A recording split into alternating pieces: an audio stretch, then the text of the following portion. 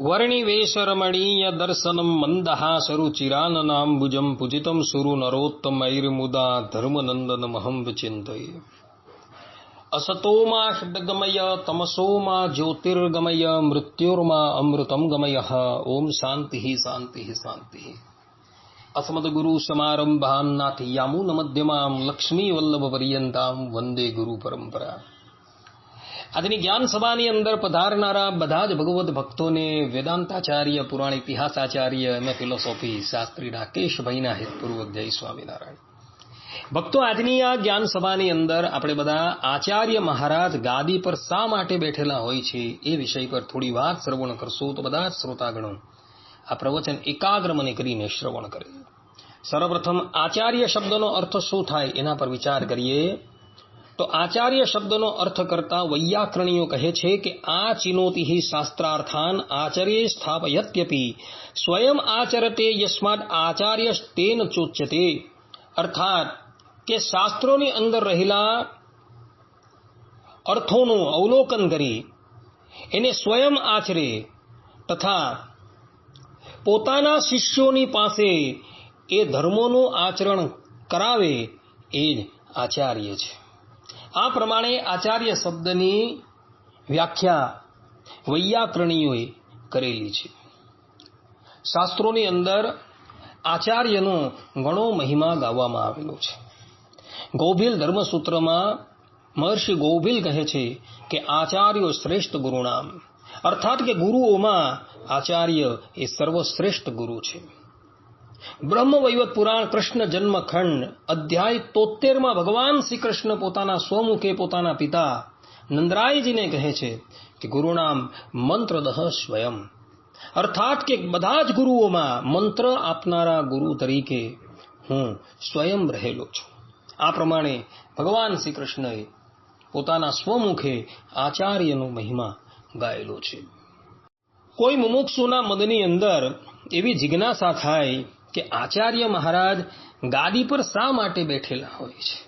જો આવી જિજ્ઞાસા થાય તો એના ઉત્તરમાં પાંચરાત્ર શાસ્ત્રની શાંડિલ્ય સંહિતા ચતુર્થ અંશ 8મા અધ્યાયના 3 થી લઈને 9મા શ્લોકમાં મહર્ષિ શાંડિલ્ય કહે છે કે ન સુખાયાભિમાનેન રાજ્ઞ સિંહાસને સ્થિતિ પ્રજાનામ રક્ષણાર્થાય ધર્મસ્ય ચ પ્રવૃત્તયે આકૃષ્ટો દિક્કૃતે રાજા મધ્યાહ્ને વા મહાનિશી યાતિ દુઃખ વિમોક્ષાય સુખમ કો સહતે ક્ષણમ।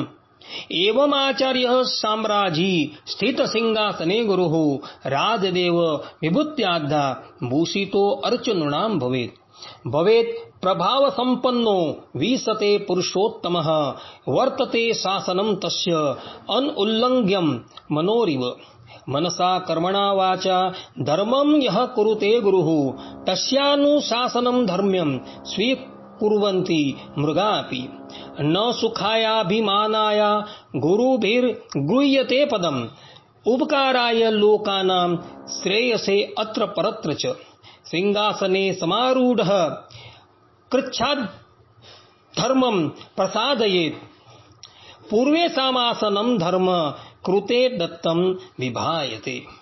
अर्थात के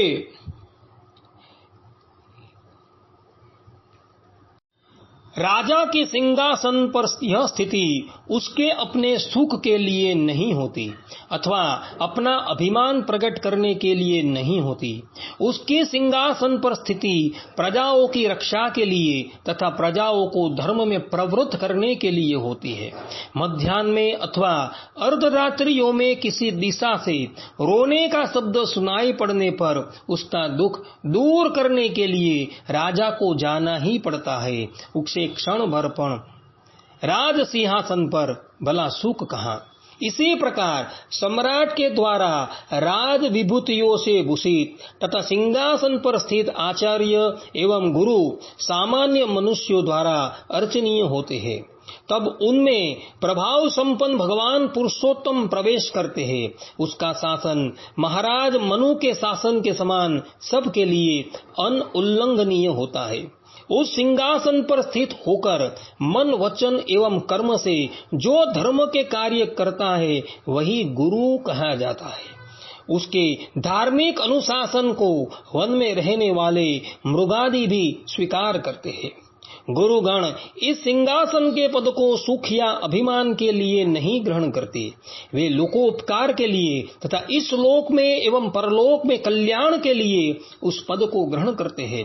सिंहासन पर स्थित आचार्य कष्ट सहते हुए धर्म का साधन करे और विचार करे कि यह पूर्वजों का आसन मुझे धर्म कार्य करने के लिए प्राप्त हुआ है। કહેવાનું તાત્પર્ય એ છે કે આચાર્ય મહારાજ સિંહાસનની ઉપર બિરાજમાન થાય છે એ લોકોનું કલ્યાણ કરવાને અર્થે બિરાજમાન થાય છે। એ લોકોનો ઉદ્દેશ્ય એટલો જ હોય છે કે આ લોક અને પરલોકની અંદર મનુષ્ય સુખનો ભાગી થાય છે। લોકોને ધર્મની અંદર વર્તાવવાને અર્થે આચાર્ય મહારાજ સિંહાસનની ઉપર બિરાજમાન થાય છે એવું શાંડિલ્ય ઋષિ અહીં શાંડિલ્ય સંહિતાની અંદર કહી રહ્યા છે। અને ભગવાન સ્વામિનારાયણે પણ આચાર્ય દ્વારા અનંત જીવોના ઉદ્ધાર થાય એટલે માટે જ પોતાના સ્થાન પર આચાર્યની નિયુક્ત કરેલી છે।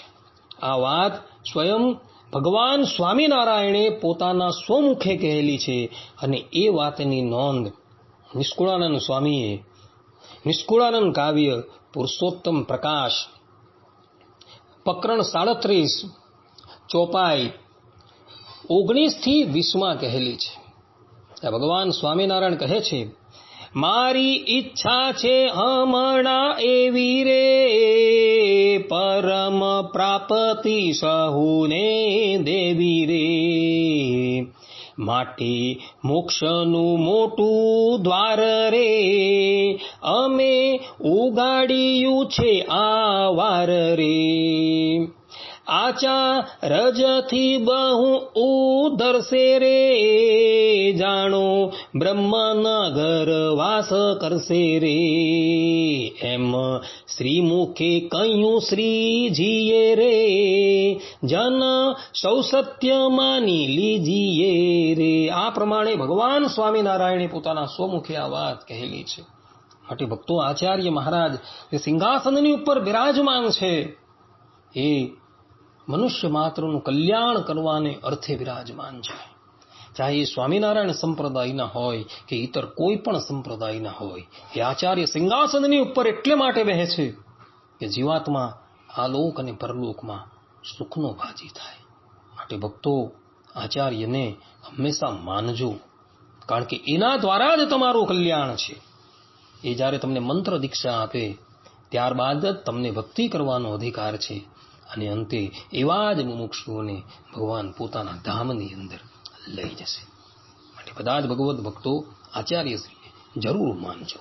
આટલું કહીને હું મારા પ્રવચનને અહીં વિરામ આપું છું। સર્વે સંતુ નિરામયઃ સર્વે સુખીનો ભવંતુ સર્વદ્રાણી પશ્યંતુ મા કશ્ચિદ દુઃખ ભાગ ભવેત અસ્તુ। જય સ્વામિનારાયણ।